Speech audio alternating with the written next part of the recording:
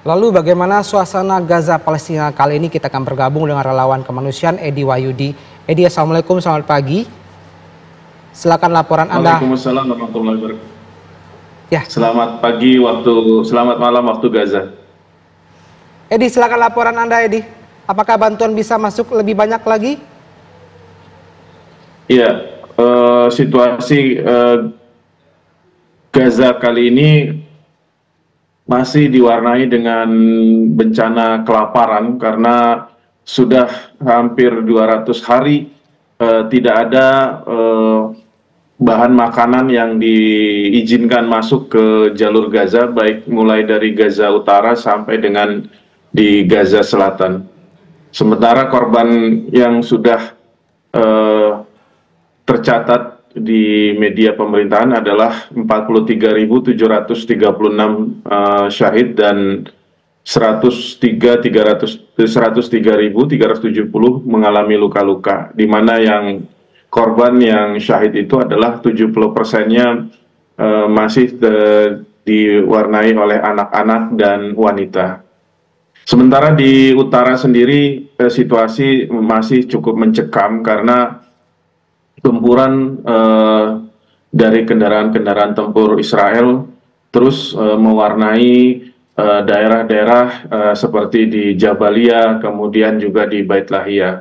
Dan hari ini banyak sekali warga di daerah Bait Lahia itu mulai bergeser ke arah sekitar Rumah Sakit Indonesia di jalur Gaza bagian utara.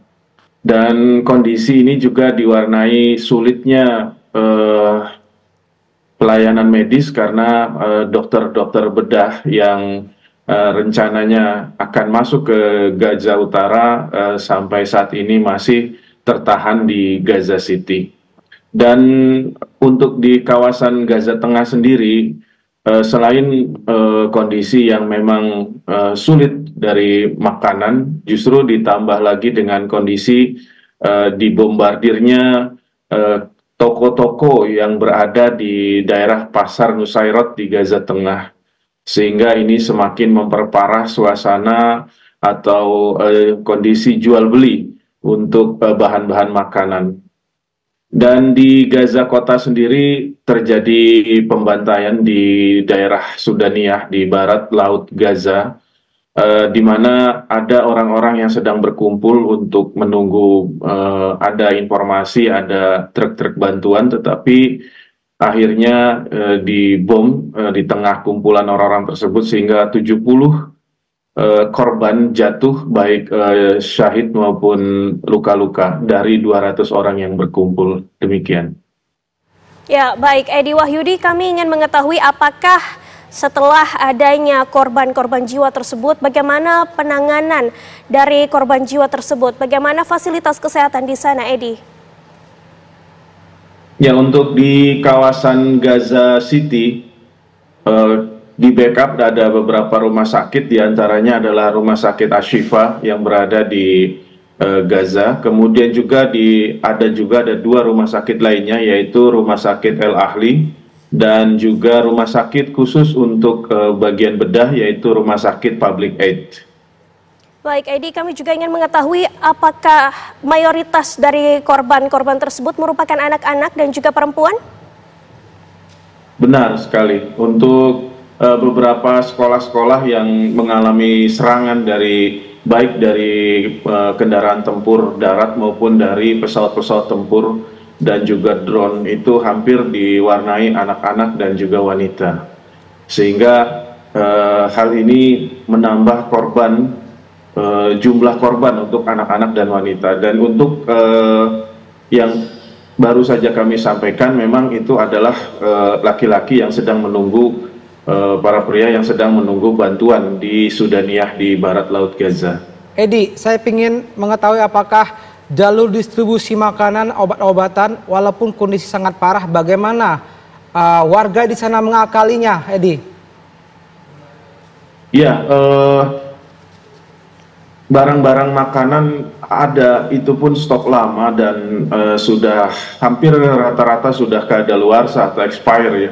dan mereka terpaksa memakan makanan-makanan yang memang sudah expired dan mereka mengolah sedemikian rupa sehingga bisa dikonsumsi. Selain itu juga mereka membuat alternatif makanan tentunya yang tidak semestinya atau tidak seperti biasanya yang mereka makan sehari-hari.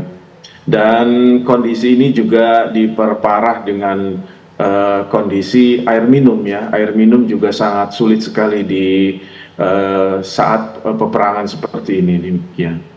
Edi, pertanyaan saya, bagaimana dengan kamp pengungsian di sana? Apakah sudah sangat banyak yang mulai meninggalkan kamp pengungsian karena khawatir juga akan dibombardir? Edi, apakah Anda bisa menceritakan? Ya, benar sekali. Ada beberapa tenda-tenda pengungsian seperti di daerah Dirbalah, kemudian juga ada tenda-tenda pengungsian di kawasan Nusairot yang mengalami serangan dan jatuhnya korban, baik korban meninggal maupun korban luka-luka. Sementara itu kalau sementara ini kalau di daerah Gaza City memang tidak ada kawasan-kawasan tenda dan memang ini tidak diperbolehkan oleh Israel. Kebanyakan mereka adalah tinggal di sekolah-sekolah. Ini pun beberapa sekolah mengalami serangan sehingga otomatis sebagian besar akhirnya meninggalkan sekolah-sekolah tersebut dan tinggal di tengah-tengah puing-puing bangunan yang memang sebagian sudah runtuh ataupun yang masih bisa mereka menyelip-nyelip di tengah-tengah reruntuhan tersebut. Baik, terima kasih Edi Wahyudi mengabarkan langsung dari Gaza, Palestina. Kami berharap agar situasi kembali pulih.